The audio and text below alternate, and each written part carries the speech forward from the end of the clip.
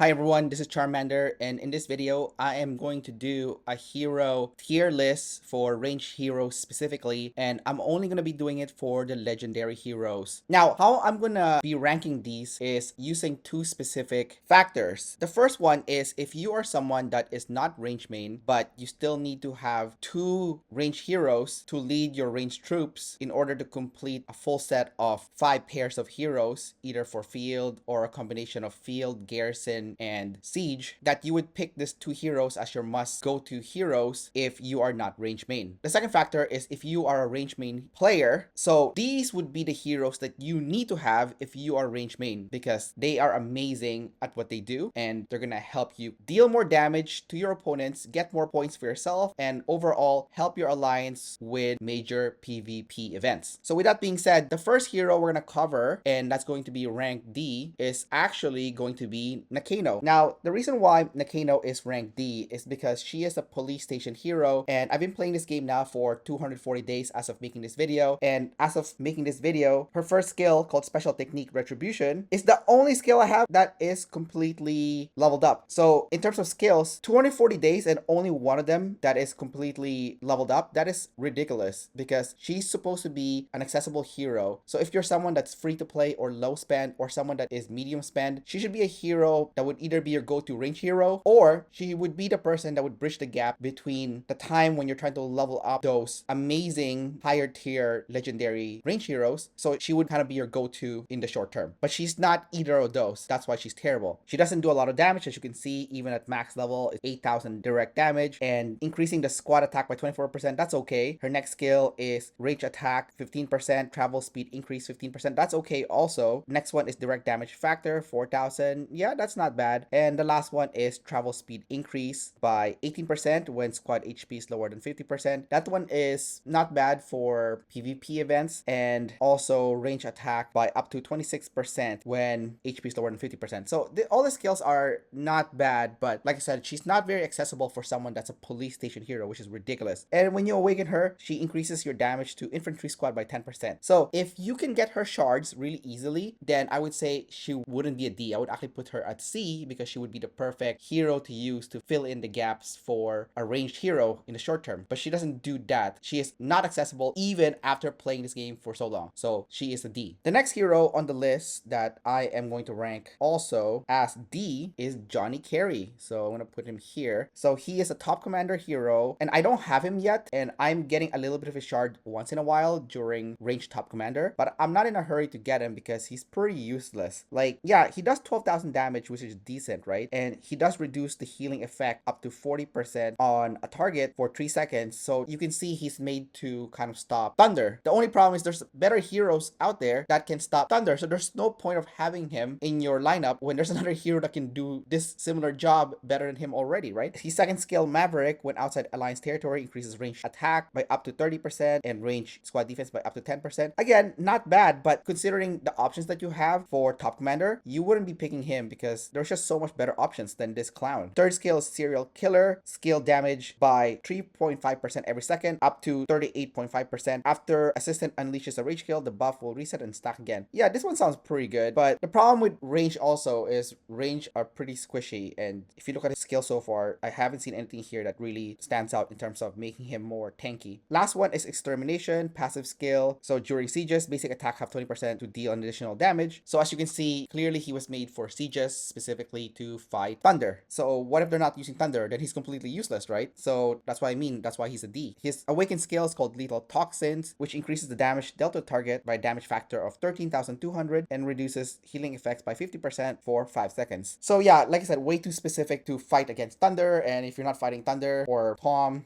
Kerry lost all of his use. So being a useless hero, he goes to D. Next, we're gonna go with the best range hero in the game, which is Julia, okay? So Julia is S, and I'll explain shortly why. So whether you are a range main person or you are somebody that is not range main but you need to have a range hero in your squad, Julia is gonna be your go-to and should be your first range hero that you unlock, okay? The reason is her first skill is extremely strong, okay? Now I already have her unlocked. So her first skill is called Stunning Magic, which is an amazing skill to begin with. Before awakening it, her damage factor is 12,500 and restores 100 rage to the squad. After awakening it, the damage damage is going to go to 13,750, and it also silences the enemy for 3 seconds while restoring 120 rage to the own squad. So this is a ridiculous skill because not only are you dealing a lot of damage, you're silencing the enemy, including Thunder's healing skill. That's why there's no point of having Johnny Kerry when you have Julia that can do something similar to negate Thunder's healing. And not only does she negate Thunder's healing, she negates all the other heroes' skill attack, making Julia an insane powerhouse of a hero and a must-have. Her second skill is called Escape Preparation, increases range attack by up to 20% and increases range squad defense by up to 20%. So as you can see, she deals a lot of damage and her defense has also been increased a little bit, which helps as the ranged troop type is the most squishy in this game, besides the cars obviously. Her third skill is called Mind Reading. It's a passive skill that reduces damage taken from basic attacks by 20%. When rage is more than 90%, increases skill damage dealt by up to 17% for 4 seconds. So that is really disgusting because her skill damage is already strong and it's going to get even stronger by up to 17%. Next, there is Impenetrable, which increases the squad HP by up to 40%, and there is a 60% chance of being immune to taking increased damage. So this is ridiculous because this actually makes Julia a little bit more tanky than your typical range hero, which will actually help you stay in battle longer, which then will help you deal more damage. So as a result, Julia is the #1 range hero in this game, and she is easily S tier. The next hero we're gonna cover is going to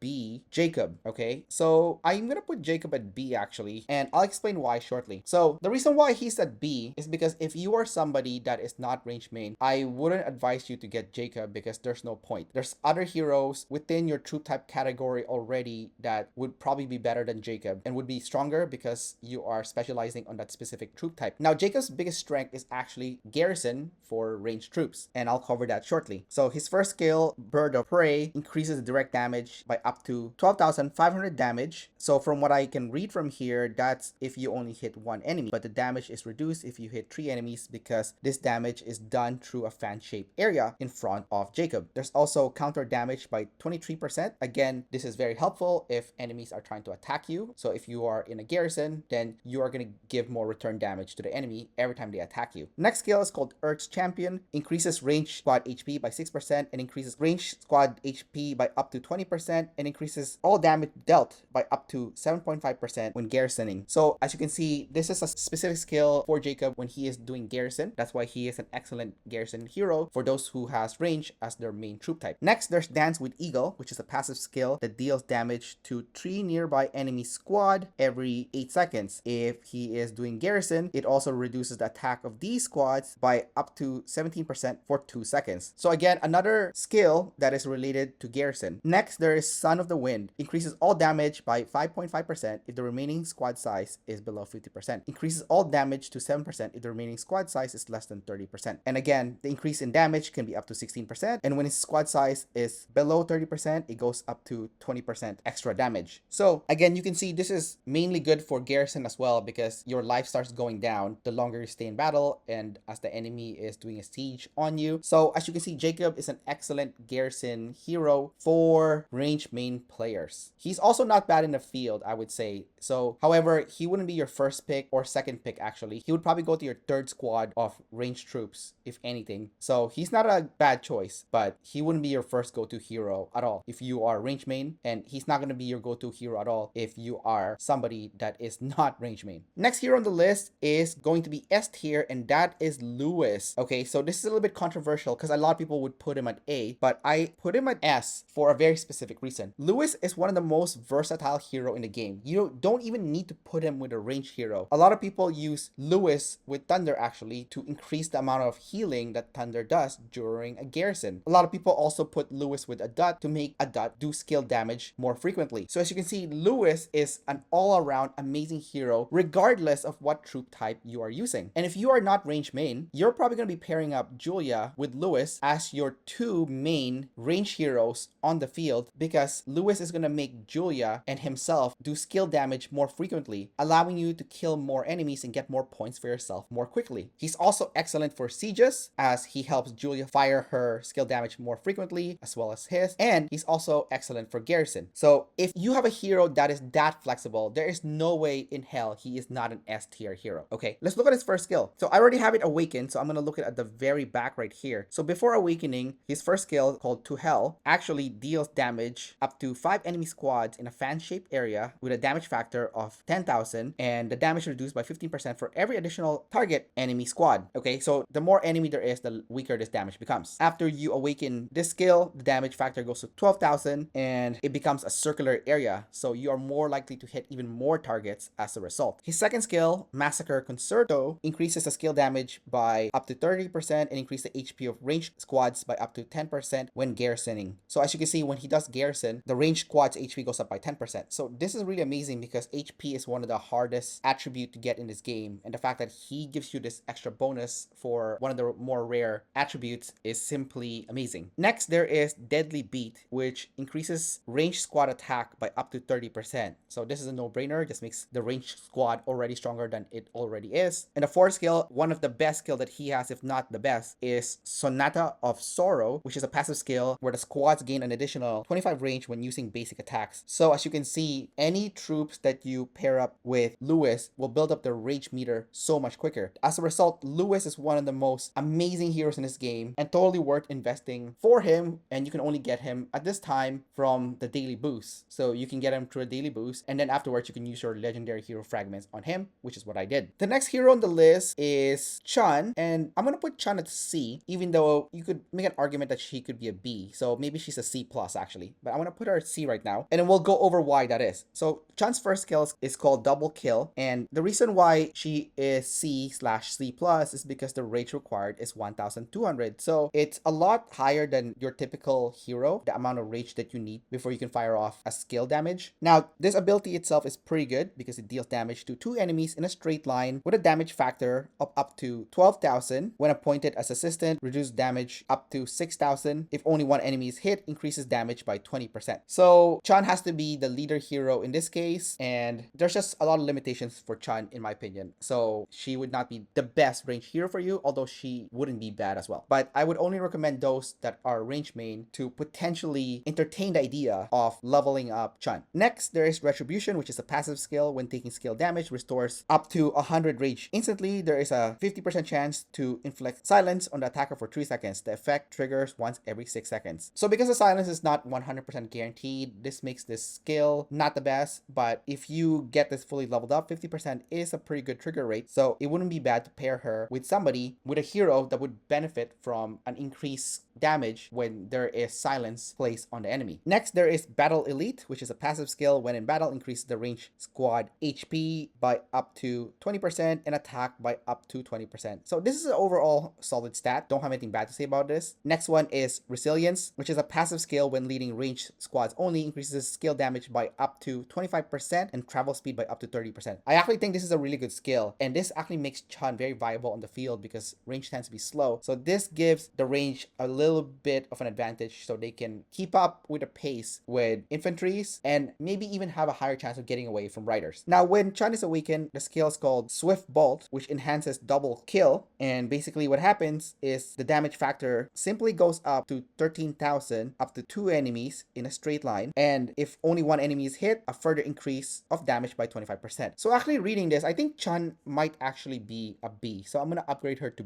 B actually. So maybe she's not as bad as I thought she is, but she's definitely not going to be your first go-to hero. The next hero on the list here is going to be Lynn. Now I'm going to put Lynn at A. So the reason why Lynn is at A is because I don't see Lynn being your first go-to hero, but she is an amazing go-to hero as your second squad. So if you look at Lynn, her first skill is called Precise Breakthrough, and it deals damage to target with a damage factor of up to 11,700. If flank when not rallying or garrison, deals an additional damage to the current target by up to 3,000 and reduces skill damage taken by up to 20% for 2 seconds. So this is an amazing skill, making Lynn actually the best field hero for range. Next, there's a skill called Auto Fortify, which is a passive skill that increases range squad attack by up to 30%. If flank when not rallying or garrison, increases range squad defense by up to 15%. So this makes her more tanky while also increasing her attack. Next, there is Scan Weakness, which is a passive skill that increases squad HP by up to 34%. That is sick because, as I mentioned earlier, HP is one of the harder attributes to get. The counter attacks have 20% chance to reduce all damage taken by up to 4.5%. This effect can be be triggered once in 4 seconds. Again, this makes her more tanky, which is simply amazing. Next, there's Tactical Maneuver, which is a passive skill that increases counter damage by up to 32% and range squad travel speed by up to 20%. So actually, if you pair her with Chun, she actually moves quite fast, making her a decent option in the field. I would say this makes her a solid second set in the second range team if you're a range main. There could be an argument to put her as first also if you are not range main. However, with Julia and Lewis, I just don't see her being above those two heroes. Her last skill is called High Output Mode, which is a new skill and it's passive, so when in the world map battles, increases range squad damage by 3%. If flanked when not rallying or garrison, it reduces damage taken by 10%. So Lynn is a very solid hero and I would definitely recommend her to be in your second squad if you are range main. And if you're not range main but you decide to run 2 range troop squads, then Lynn would also be a decent option for you. And last but not least, I'm gonna put Bard on S. Now the reason why Bard is an S tier hero is because if you are a range main, he is the strongest siege hero in the game. A lot stronger than Lewis. So he is a must have if you are range main. There is no debating this because your job as a range main is to essentially siege the enemy. And a Julia Bard pairing is the best possible combination for sieging the enemy. He's also been given a super weapon which makes him even stronger than ever before. So let's look at his skills. The first one is called Mass Annihilation, which deals damage to up to 3 enemy targets in a circular area with a damage factor of up to 13,000, which is disgusting. Damage taken by each enemy target reduced by 15% for every additional enemy target. If this skill kills an enemy squad, has 50% chance to immediately recover up to 60 rage. So this is mainly good because of the direct damage factor. Next, there is the Purge Weakness, which is a passive skill that increases squad attack by up to 30%. And if the enemy is inflicted with silence, which they probably will because Julia will be the partner, increase basic attack damage dealt to them by up to 21%. So this is why